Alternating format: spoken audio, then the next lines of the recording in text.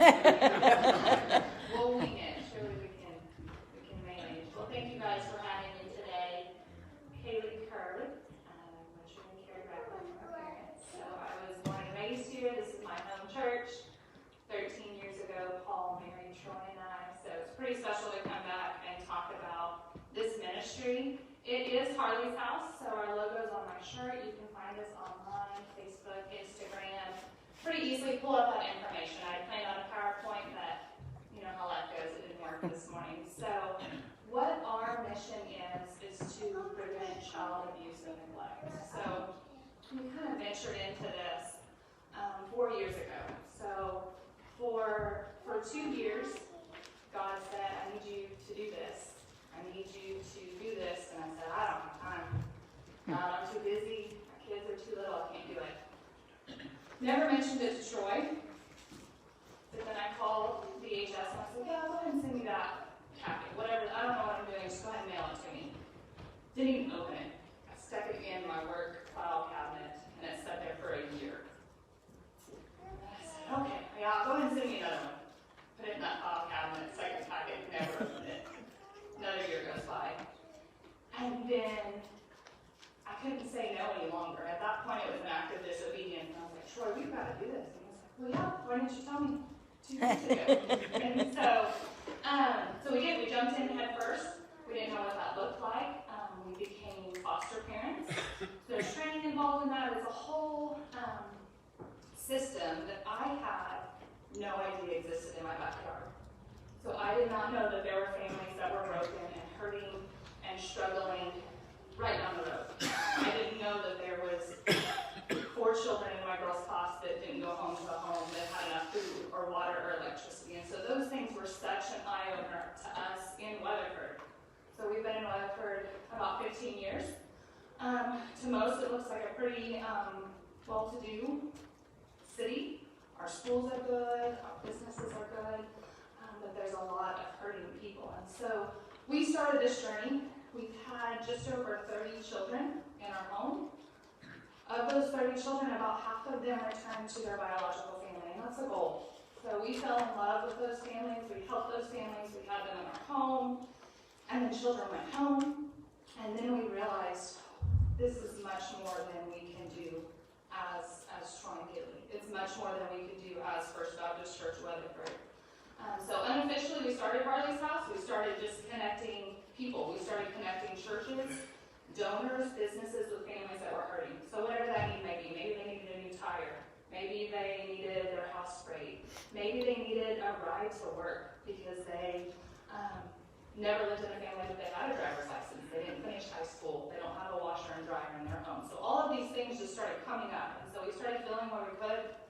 And then we found that we quickly ran out of time and energy, and it wasn't working. So at that point, in February of 2019, so almost 2 years in February, we opened Harley's House, which is a charity. It's a nonprofit. We had to go through the IRS. We have a tax ID number, and we are able to take donations. So we're able to take monetary donations. We're also able to take a lot of goods. So what we do is we connect our churches, our businesses, our donors with families in need.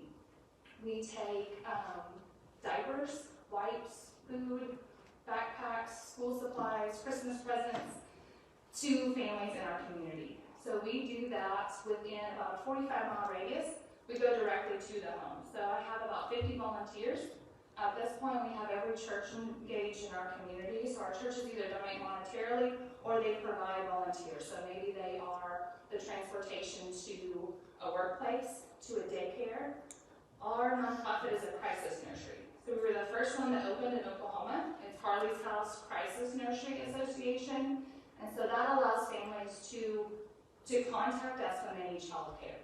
And it's a safe place. So we are not regulated by any government facility. We are not regulated by DHS. We are families loving families. And I wanted to be able to love people as God does. And so by doing that, we could really operate on whatever rules that we wanted to. So we can use our funds for whatever we feel that we choose to. So we have a board that operates on that. I work very closely with our pastor at First Baptist on what that looks like. So on our website, when you pull it up, it why we do it, and then there's contact forms. So our families contact us directly. They fill out that form, it comes to my phone, it comes to my email. I immediately get that information, and then I reach out to all of my partners in the community. So do we need daycare? What do we need daycare? Do we need transportation? What does your refrigerator look like? How is your electricity? What is going on here? And in doing that, we've served over 250 children. Awesome. And we're able to do that through the work of our community. We partner with 5 daycares. Those 5 daycares have children. So I don't provide the care directly. My husband found that we would have 9, 10 children in our home, and then you run out of space and hands. And so I said, there's got to be a better way. There's got to be a better way to use people in the community, and there is. So those daycares have room. We have large daycare facilities with trained staff, with trained personnel that say, absolutely, we would love to have them for the day. Here's our drop-in rate. So we'll pay $25, $35 for a child for that drop-in day. Maybe grandma has an appointment in the city. Maybe a parent was arrested for driving without a license, and so the police department calls us and we pick that child up. And so it looks different. We call it a crisis nursery for a reason. It's a crisis situation. But I don't define the crisis for that family. That family can come for any reason at any time. And we fall in love with them. So we have families that we continue to serve because we see them every day. Those children go to the same daycares, the same schools that my children do.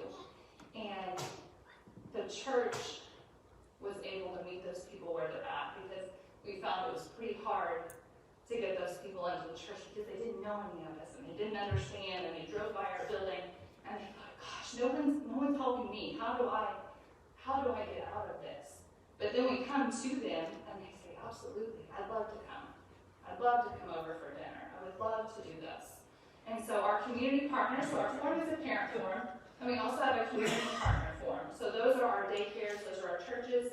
We have farmers that donate meat. We have gymnastics scholarships. We have swimming lessons that we provide for our children. So it looks really different. I found there's a reason God gives us different gifts. And it's because we can't do it all by ourselves. And so each of those donors and those partners fill in where they can. And we're able to connect the church with the community. And so I just wanted to talk to you about it today. It's my passion, it's my heart. We have all volunteers. We don't have any paid staff. We don't have a facility. So it's called Harley's House because in my mind, when I researched all of these crisis nurseries across the United States, they had a building. And it was like a daycare facility. So I thought, well, that's what we've got to do. And then I found, I don't have a big enough facility to serve everyone. And not everyone lived in Weatherford. Maybe they lived in Clinton, or Putnam, or Thomas, or Carnegie. And so instead of having a facility that they had to come to, I just have them contact us and we go to them.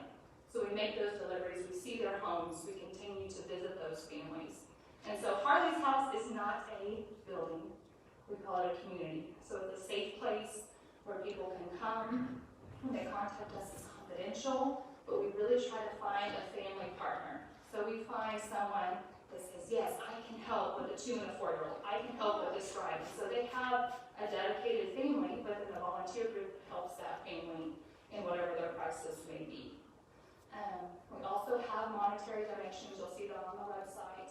And then there's one other form, but I can't think of it. Goods donations. So we reach out to that's when we started unofficially. So we did it for about 3 years without a nonprofit, without a license or anything of that sort. And it was just through moms. We outgrow stuff, babies have a lot of stuff, and we run out of room, and so we just started gifting it out. When someone would contact us, we'd give it away. So we still have those families, and they drop it off on our porch. So every day when Troy gets home, there's always packages of diapers, or a bouncer, or a swing, and all of that goes to Harley's House. We have a church that donates an entire basement for us, and so we have a clothing closet. We have a goods closet, and those families can come at any time. They can take whatever they need, as much as they want, as often as they want. And the community just continues to give those things. So our biggest needs right now are diapers and wipes. We deliver those to everyday care in town on a weekly basis. We've got about 45 children in daycares right now that we sponsor. So we pay those rates for the daycare for those children. We oftentimes help with transportation on those as well. Snacks, so we pack a backpack for every child, and it has the clothing that they need. It also has snacks, diapers, wipes, formula. So most of the children we serve are under the age of 4, but if a family has 4 children and they have teenagers, we're going to try to meet those needs as well. But the majority is young children and in the Weatherford area. But why I wanted to talk today, and I think why my mom and Paul asked, is you can do this anywhere. You can do it anywhere. You can connect people anywhere.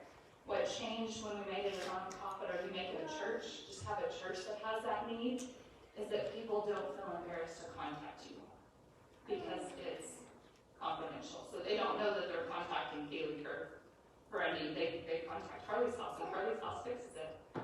And so when they say things, they'll be like, I'm Harley's house baby, or I'm this. And so it makes it a community project rather than an individual project. And it makes it about God instead of about people. And that's what I love the most. Are there any questions? I didn't have an agenda. My PowerPoint didn't work, so I apologize. But you don't have any pictures of all the beautiful children and their families. Okay, feel free to catch me afterwards if you have questions. Please visit us on social media. It's free. That's why we're on there. So look at those websites and you can contact us through that. And what was the website again? www.harleysHouseOK.org. And if you go to Facebook or Instagram and you put in Harley's House, it'll link it back to that website. So it's pretty easy to find. Okay, thank you. Thank you. Amen.